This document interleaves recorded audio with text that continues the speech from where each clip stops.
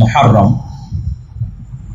আল্লাহ সুবহানাহু ওয়া তাআলা 4টি মাসকে হারাম করেছেন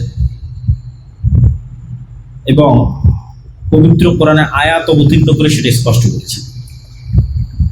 ইন্না ইদ্দাতাশ শুহুরি ইনদাল্লাহ 12 শাহরান ফি কিতাবিল্লাহ। যেই দিন থেকে আল্লাহ আসমান এবং জমিন সৃষ্টি করেছেন ওই দিন থেকে আল্লাহর গণনায় মাস হচ্ছে 12টি। যেই দিন থেকে আল্লাহ আসমান এবং জমিন সৃষ্টি করেছেন ওই দিন থেকে লাউহে মাহফুজে আল্লাহ সুবহানাহু ওয়া তাআলার গণনায় মাস 12টি। 12 মাস মানুষের আবিষ্কার নয়, আল্লাহর নির্ধারণ। পৃথিবী যেদিন থেকে সৃষ্টি হয়েছে সেই দিন থেকে। মিনহা আরবাআতুন হুরুম, আর ওই দিন থেকে 4টা মাস হারাম। হারাম শব্দের অর্থ হচ্ছে রেস্ট্রিক্টেড, নিষিদ্ধ। অনেক সময় কোনো কিছু নিষিদ্ধ হয় নিকৃষ্টতার কারণে, আর অনেক সময় কোনো কিছু নিষিদ্ধ হয় সম্মানের কারণে। নিষিদ্ধ মানে নিকৃষ্টতা নয়, কখনো নিষিদ্ধ হয়েছে সম্মানের কারণে। যেমন আপনারা বলেন যে মাহরাম, মেয়ের সাথে মাহরাম যেতে হবে। মাহরাম মানেও কিন্তু হারাম। কি হারাম? ওই মেয়ের সাথে যার বিবাহ হারাম সে তার মাহরাম। যেমন মেয়ের সাথে তার পিতার বিবাহ হারাম, নিষিদ্ধ। তো এই নিষিদ্ধ মানে একজন আরেকজনের জন্য নিকৃষ্ট না। হারাম কখনো নিকৃষ্টতার কারণে এবং কখনো সম্মানের কারণে। তাহলে ঠিক তেমনি সম্মানের কারণে হারাম কি?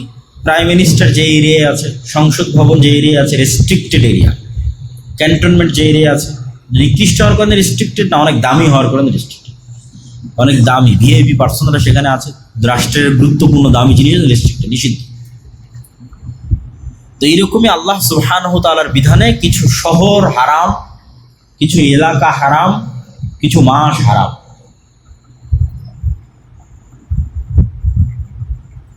তো আল্লাহ সুবহানাহু ওয়া তাআলার নির্ধারণে যেই মাসগুলো হারাম তার মধ্যে একটি গুরুত্বপূর্ণ মাস হচ্ছে মুহররম। পরপর 3 মাস, যুলকায়দা, যুলহিজ্জা এবং মুহররম।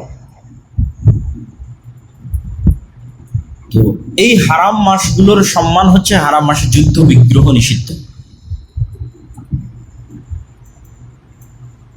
যুদ্ধ বিগ্রহ নিষিদ্ধ মানে নিজে থেকে শুরু করা নিষিদ্ধ। এটাই হারাম মাসের সম্মান।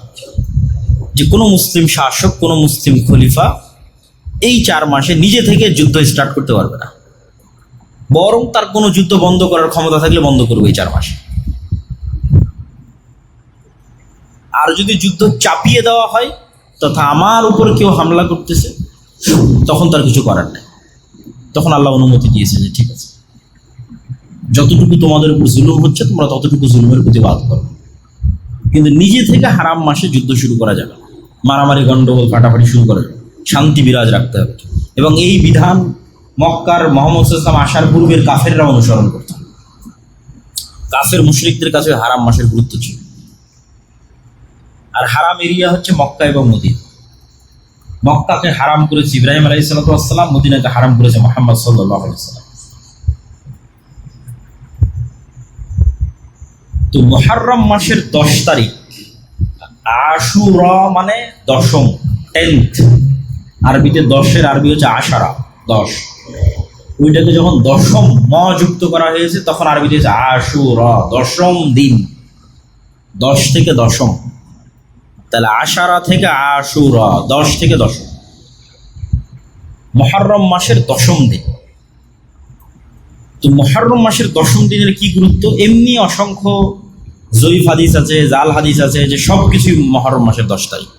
আল্লাহ পৃথিবী সৃষ্টি করেছে এই দিনে, পৃথিবী ধ্বংস হবে এই দিনে, আদম সৃষ্টি করেছেন এই দিনে। এরকম অসংখ্য কিছু রিওয়ায়াত আছে যেগুলো সরাসরি নির্ভরযোগ্য সূত্রে প্রমাণিত। নির্ভরযোগ্য সূত্রে প্রমাণিত কি? নির্ভরযোগ্য সূত্রে প্রমাণিত একটাই, সেটা হচ্ছে ইয়াউমা নাজাল্লাহু সুবহানাহু ওয়া তাআলা ইয়া বানি ইসরাঈল আযকুরু নি'মাতি আল্লাতী আন'আমতু আলাইকুম। হে বানু ইসরাইল, স্মরণ করো আমার নিয়ামতের কথা। ওয়া ইয নাজ্জাইনাকুম মিন আলি ফিরআউন ইয়াসুমুনাকুম সুআল আযাব ইযাববিহুনা আবনাআকুম ওয়া ইস্তাহইয়ুনা নিসাআকুম ওয়া ফী যালিকুম বালাউম মির রাব্বিকুম আযীম। স্মরণ করো সেই দিনের কথা যেই দিন আমি তোমাদের ফিরআউন থেকে মুক্তি দিয়েছিলাম। ফেরাউন কি করতো? ইয়াসুমুনাকুম সুআল আযাব, নিকৃষ্ট আযাব দিত তোমাদের। কিভাবে আযাব দিত? ইযাববিহুনা আবনাকুম, তোমাদের ছেলে সন্তানদের জবাই করতো। ওয়া ইস্তাহিউনা নিসাআকুম, তোমাদের মেয়েদের বাঁচিয়ে রাখতো। কি দয়ায় বাঁচিয়ে রাখতো মেয়েদের? না, একদিকে পুরুষকে হত্যা করা হচ্ছে, আর একদিকে পরিবারের সম্মান, মেয়েদেরকে বাঁচিয়ে রাখা হচ্ছে দাসত্ব করার জন্য, প্র্যাকটিক্যাল দাসত্ব করার জন্য, আর পুরুষদেরকে হত্যাই করা হচ্ছে। তাহলে মেয়েদেরকে বাঁচিয়ে রাখা হচ্ছে লাঞ্ছনা, যে একটা জাতির লাঞ্ছনা এবং একটা পরিবারের লাঞ্ছনার সবচেয়ে বড় আলামত যে ওই বাড়ির স্ত্রী, ওই বাড়ির মেয়ে, ওই বাড়ির মা মানুষের দাস, মানুষের দাস। আপনাকুম, তোমাদের পুরুষদের হত্যা করেছে। ওয়াস্তাহিউনা নিসাআকুম, তোমাদের মেয়েদের বাঁচিয়ে রাখা হচ্ছে দাস হিসেবে। এই ভয়ঙ্কর শাসকের নাম হচ্ছে ফেরাউন। আমি মুক্তি দিয়েছি। ওয়াইজ ফারাকনা বিকুমুল বাহরা, সমুদ্রকে চিরে দিয়েছি তোমাদের জন্য, যেন তোমরা ফেরাউনের কবল থেকে মুক্ত হও। ওয়াগরাকনা আলা ফিরআউন, আর ফেরাউনকে ডুবিয়ে দিয়েছি এই সমুদ্রে। তাহলে পৃথিবীর ইতিহাসে যতগুলো বড় ঘটনা আছে, তার মধ্যে বিশাল বড় ঘটনা হচ্ছে বানু ইসরাইলের মুক্তি পাওয়া আর ফেরাউনের ডুবে যাওয়া, মুসা আলাইহিস সালাতু ওয়াস সালামের মতো, এবং সমুদ্র চিরে দ্বিখণ্ডিত হয়ে যাওয়া। এই ঘটনা যেই দিন ঘটেছে সেটাই মুহররমের 10 তারিখ। এবং আজও ইহুদিদের কাছে এই দিন খুবই সম্মানিত, এবং তারা এই দিনের যে নামে তারা উদযাপন করে সেটা হচ্ছে ইয়ম কিপ্পুর। হিব্রু ভাষায় যেটাকে আমরা আশুরা বলছি ওটাকেই বলা হয় ইয়ম কিপ্পুর। তো রাসূলুল্লাহ সাল্লাল্লাহু আলাইহি ওয়াসাল্লাম যখন মদিনায় গেলেন, তখন মদিনার ইহুদিরা এই দিনে সিয়াম পালন করত। তখন রমজানের সিয়াম আসেনি। তো রাসূল সাল্লাল্লাহু আলাইহি ওয়াসাল্লাম বললেন, তোমরা কেন এই দিনে সিয়াম পালন করো? তো বললো এই ঘটনা। আল্লাহ নবী বললেন, ফানাহনু আহাক্কু আওলা বিমূসা মিনকুম, বুঝে মুসার খুশিতে খুশি হওয়ার হকদার তোমাদের চেয়ে আমি বেশি। কেন? মুসা যেই তাওহীদের দাওয়াত দিত, যেই সিরাতে মুস্তাকিমের দাওয়াত দিত, এবং যেই ধারাবাহিক নবুয়তের ধারাবাহিকতায় মুসা, তারপরে আরও পরে ঈসা আলাইহিস সালাতু ওয়াস সালাম, সেই ধারাবাহিকতায় আমি মুহাম্মদ সাল্লাল্লাহু আলাইহি ওয়াসাল্লাম। তাহলে মূলত মুসা আলাইহিস সালাতু ওয়াস সালামের সকল কষ্টে কষ্ট পাওয়ার এবং সকল খুশিতে খুশি হওয়ার মূল হকদার হচ্ছে আমি। কেন? তোমরা এখন নামে মুসা আলাইহিস সালাতু ওয়াস সালামের অনুসারী, কিন্তু কাজে পথভ্রষ্ট, অভিশপ্ত। তো রাসূল সাল্লাল্লাহু আলাইহি ওয়াসাল্লাম সিয়াম পালন করলেন, এবং ইহুদিদের বিরোধিতার খাতিরে একদিন আগে অথবা একদিন পরে আর একটা সিয়াম তিনি অতিরিক্ত করে দিলেন। 10ম দিনের আগে 9 তারিখ, অথবা 10ম দিনের পরে 11 তারিখ, যাতে আহলে কিতাব তথা ইহুদিদের থেকে মুসলমানের ইবাদত একটু হলেও আলাদা। তো রাসূলুল্লাহ সাল্লাল্লাহু আলাইহি ওয়াসাল্লাম দুইটা হাদিস, আফজালুস সিয়াম বা'দা রমাদান শাহরুল্লাহিল মুহাররম, রমাজানের পরে আল্লাহর নিকটে সবচেয়ে শ্রেষ্ঠ সিয়াম হচ্ছে মুহররম মাসের সিয়াম। আর আরেকটা হাদিসে রাসূল সাল্লাল্লাহু আলাইহি ওয়াসাল্লাম বলেন, সিয়াম ইয়াউম আশুরা আহতাসিবু আলাল্লাহ আন ইউকাফিরা সানাতাল্লাতী ক্বাবলাহ। আমরা কিছুদিন পূর্বে আরাফার সিয়াম রেখেছিলাম 1 বছর আগের এবং 1 বছর পরের গুনাহ, আর রাসূল সাল্লাল্লাহু আলাইহি ওয়াসাল্লাম এটাতে বলছেন আশুরাতে 1 বছর পূর্বের গুনাহ। আল্লাহ সুবহানাহু ওয়া তাআলা আশুরার একদিন সিয়ামে মানুষের 1 বছরের পূর্বের গুনাহ ক্ষমা করে দেবেন।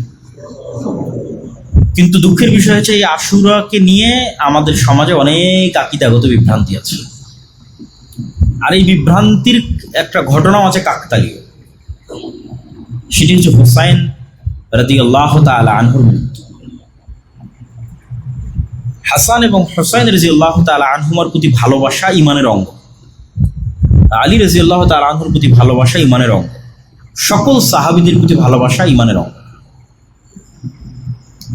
আল্লাহর নবীর পরিবার পরিজনের প্রতি বিদ্বেষ পোষণ করা কাফের হওয়ার আলামত, মুনাফিক হওয়ার আলামত। কিন্তু মুহাম্মদ সাল্লাল্লাহু আলাইহি ওয়াসাল্লামকে যেমন যিশু খ্রিস্টের জায়গায় বসানো যাবে না, ঠিক তেমনি মুহাম্মদ সাল্লাল্লাহু আলাইহি ওয়াসাল্লামের কোনো সাহাবীকেও যিশু খ্রিস্টের জায়গায় বসানো যাবে না। যিশু খ্রিস্টকে তথা ঈসা আলাইহিস সালাতু ওয়াস সালামকে খ্রিস্টানরা কোথায় বসিয়েছে? এমন উঁচুতে নিয়ে চলে গেছে যে সারা পৃথিবীর সব মানুষের গুনাহ নিয়ে ঈসা আলাইহিস সালাতু ওয়াস সালাম মারা গেছে, নাউযুবিল্লাহ। এই জন্য ঈসা আলাইহিস সালাতু ওয়াস সালামের মৃত্যুকে উদযাপন করা, কাছাকাছি ওই সেম থিওরিতে চলে গেছে একদল বিভ্রান্ত মুসলমান হুসাইন রাদিয়াল্লাহু তাআলা আনহুর মৃত্যুকে নিয়ে। অথচ হুসাইন রাদিয়াল্লাহু তাআলা আনহুর চেয়ে অবশ্যই শ্রেষ্ঠ আশারায়ে মুবাশশার বিল জান্নাহ, জান্নাতের সুসংবাদ প্রাপ্ত 10 জন সাহাবী। অন্তত তার নিজের পিতা আলী রাদিয়াল্লাহু তাআলা আনহু তো অবশ্যই শ্রেষ্ঠ। তো যারা জান্নাতের সুসংবাদ প্রাপ্ত এবং তাদের মধ্যে যে 4 জন খলিফা, তাদেরকেও অনেককেই হত্যা করা হয়েছে। ওমরকে হত্যা করা হয়েছে, ওসমানকে হত্যা করা হয়েছে রাদিয়াল্লাহু তাআলা আনহু। তাদের হত্যা উম্মতে মুহাম্মাদির জন্য যতটা ক্ষতিকর, ওই সময়ের জন্য যতটা ব্যথার, দুঃখের এবং কষ্টের ছিল, হুসাইন রাদিয়াল্লাহু তাআলা আনহুর হত্যাও দুঃখের এবং কষ্টের, কিন্তু তুলনা করা সম্ভব নয়। তাহলে হুসাইন রাদিয়াল্লাহু তাআলা আনহুর হত্যায় যদি শোক পালন করতে হয়, তাহলে আবু বকর, ওমর, উসমান, আলীর হত্যাতেও তো তার চেয়ে বেশি শোক পালন করতে হবে, আর তার চেয়ে বেশি শোক পালন করতে হবে মুহাম্মদ সাল্লাল্লাহু আলাইহি ওয়াসাল্লামের মৃত্যুতে। কিন্তু ইসলাম তো শোকের ধর্মই নয়, ইসলাম শোকের দিন নয়। সর্বোচ্চ স্বামীর মৃত্যুতে মানুষ শোক পালন করতে পারে 4 মাস 10 দিন, সর্বোচ্চ। সেখানে যুগ যুগ যাবৎ আমরা একটা বিভ্রান্ত আকীদাকে লালন করে, যেই দিনে মূলত মুসা আলাইহিস সালাতু ওয়াস সালামের মুক্তিতে খুশি হয়ে সিয়াম পালন করার কথা, সেই দিনকে আমরা তাজিয়া মিছিল এবং বিভিন্ন কিছু, এবং আশুরা মুহররমকে, যেটা শরীয়তে ছিল, মানুষ জানেই না যে আশুরা মুহররম মানে মুসা আলাইহিস সালাতু ওয়াস সালামের মুক্তি। সবাই জানে আশুরা মুহররম মানে হোসেন রাদিয়াল্লাহু তাআলা আনহুর হত্যা। এইটা হচ্ছে পলিটিক্স। শিয়া এবং সুন্নিদের যে দ্বন্দ্ব, এটার শুরুটা পলিটিক্স থেকে, রাজনীতি থেকে। এবং গল্প বলাতে যেহেতু তারা বেশি এক্সপার্ট, উপন্যাস লিখতে বেশি এক্সপার্ট পারস্যরা, ফলত হৃদয় বিদারক এই গল্পকে অনেক হাইলাইট করে হৃদয় বিদারক অসংখ্য সাহিত্য তৈরি হয়েছে, বাংলাতেও অসংখ্য সাহিত্য তৈরি হয়েছে, এবং এটাকে একটা কালচারে রূপান্তর করা হয়েছে। এবং এটাকে শোক পালন, এই দিনে শোক পালন করাকে এবং নিজের উপর জুলুম করাকে ইবাদত বানানো হয়েছে, যেটার সাথে ইসলামের ন্যূনতম সম্পর্ক নেই।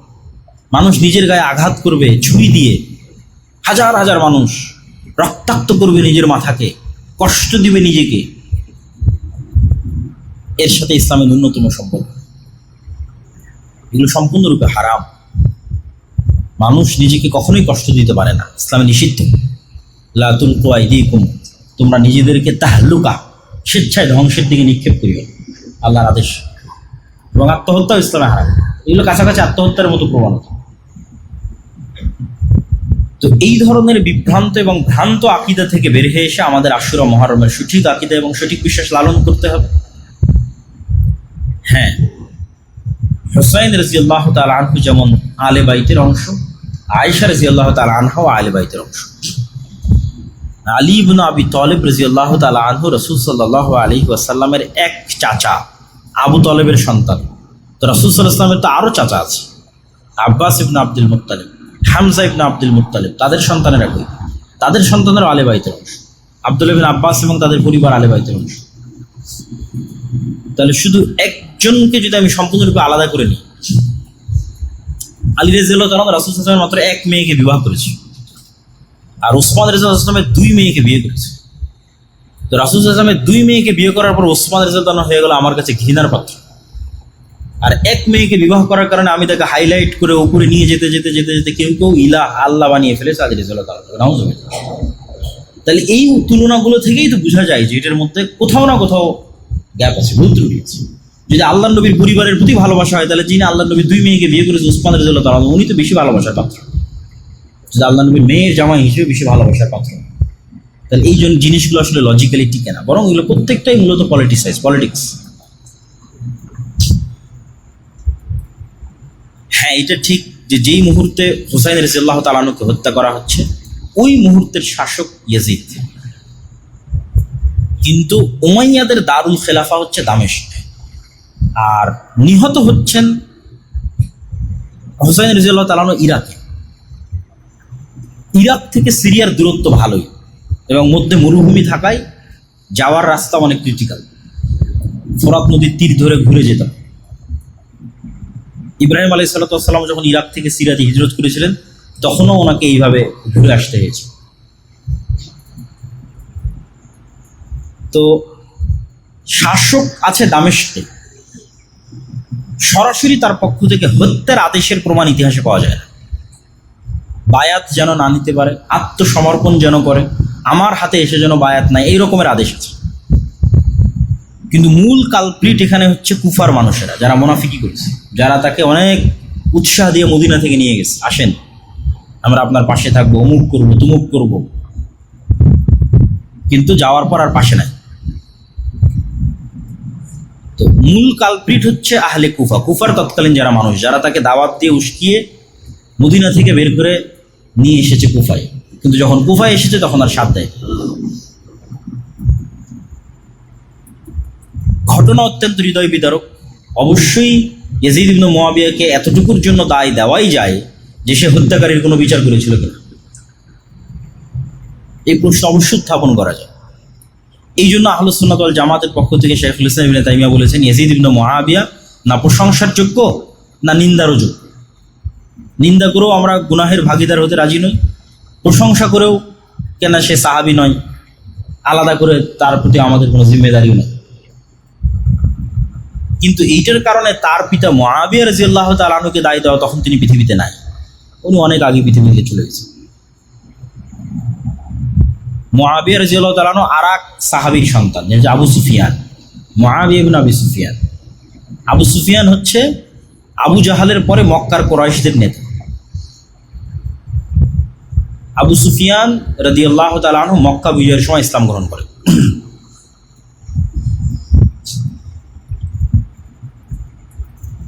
এবং আবু সুফিয়ান রাদিয়াল্লাহু তাআলা আনহু এবং তার সন্তান মুআবিয়া রাদিয়াল্লাহু তাআলা আনহু রাসূল সাল্লাল্লাহু আলাইহি ওয়াসাল্লামের অনেক নিকটস্থ এবং অনেক কাছে।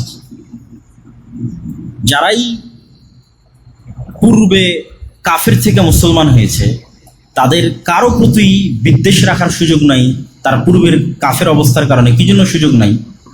ওমর রাদিয়াল্লাহু তাআলা আনহু তো পূর্বে কাফের ছিলেন, মুশরিক ছিলেন, রাসূল সাল্লাল্লাহু আলাইহি ওয়াসাল্লামের শত্রু ছিলেন। খালিদ বিন ওয়ালিদ এক যুদ্ধে মুহাম্মদ সাল্লাল্লাহু আলাইহি ওয়াসাল্লামের বিরুদ্ধে বিজয় অর্জন করেছে, উহুদের যুদ্ধ।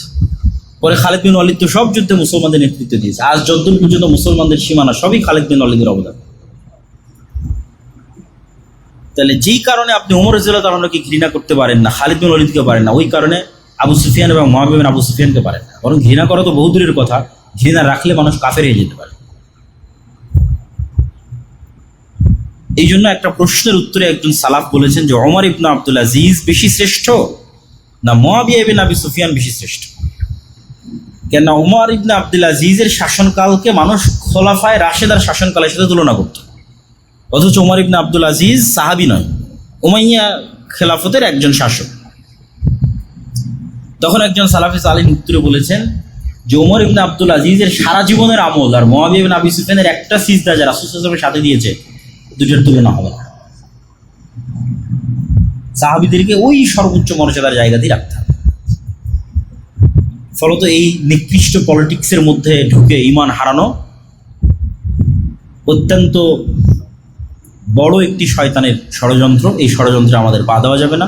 আল্লাহ সুবহানাহু ওয়া তাআলা আমাদের মুহররমের 10 তারিখের যে সঠিক ইতিহাস সেটি জানার এবং মুসা আলাইহিস সালাতু ওয়াস সালামের যে মুক্তি, এই মুক্তিতে আনন্দিত হয়ে সিয়াম পালন করার তৌফিক দান করুক আল্লাহ। আর বক্তব্যের শুরুতে আমরা যে আলোচনা করেছি, আমাদের দুনিয়ার জীবনের যে খেলতামাশার মাধ্যমে আমাদের মৃত্যুকে ভুলিয়ে রাখতে চাই শয়তান, আল্লাহর স্মরণ থেকে আমাদের গাফিল করতে চাই, শয়তানের সে প্রজেক্টগুলোর আমরা অংশ হচ্ছে, আমাদের সময় নষ্ট করছে, আমাদের যুবক সমাজ সময় নষ্ট করছে।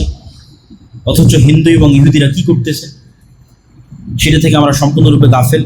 এই যে গোলামির রাস্তা আমরা অবলম্বন করতেছি, বানু ইসরাইল হয়ে যাচ্ছে, বানু ইসরাইলদের মতো গোলামের রাস্তায় চলে যাচ্ছে। এটা বিষয়ে আমাদের সচেতনতা তৈরি করতে হবে এবং আল্লাহ সুবহানাহু ওয়া তাআলার সাথে সম্পৃক্ত হওয়ার মাধ্যমে জ্ঞান, গবেষণা, পড়াশোনা, কাজ, প্রোডাক্টিভিটি এগুলো নিয়ে ব্যস্ত থাকতে হবে। আল্লাহ সুবহানাহু ওয়া তাআলা আমাদের সেই তৌফিক দান করুক আল্লাহুম্মা আমিন।